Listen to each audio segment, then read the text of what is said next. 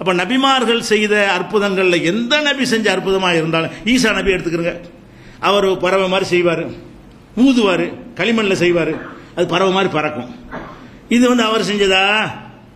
இது நீங்கிறான்ல, நீ என்ன செய்தாய், நான் உனக்கு அனுமதி கொடுத்தேன், அப்போது நீ ஊதினாய், அது பறவையாக மாறியது என்று சொல்லி அல்லாஹ் குர்ஆன்ல சொல்லும்போது எப்படி சொல்றான்? ஈசா நபியுடைய அந்த அற்புதத்தை சொல்லும் பொழுது நீ செய்யல, நான் உனக்கு சொல்ல சொல்லி ஆர்டர் பண்ணினேன், அதன் பிறகு செய்தாய், அது நடந்தது என்று சொல்லி காட்டுறானது. அதுக்கு ஈசா நபி சொந்தக்காரர் இல்ல. அப்ப எந்த நபி செய்த அற்புதமாக இருந்தாலும் அதுக்கும் அந்த நபிக்கும் சம்பந்தம் கிடையாது. மக்கள் கேட்கும் பொழுதுதான் அவங்க செஞ்சதும் இல்லை, அவங்க ஆசைப்படும் பொழுதுதான் செஞ்சதும் இல்லை, அவங்க நினைக்கும் போதெல்லாம் செஞ்சது இல்லை. என்ன நடக்கும்னு அவங்களுக்கு தெரியாது. அல்லாஹ்ட்ட இருந்து ஆர்டர் வந்து செய்வாங்க. இதை என்ன செய்யணும், கவனத்தில் வைத்துக் கொள்ள வேண்டும்.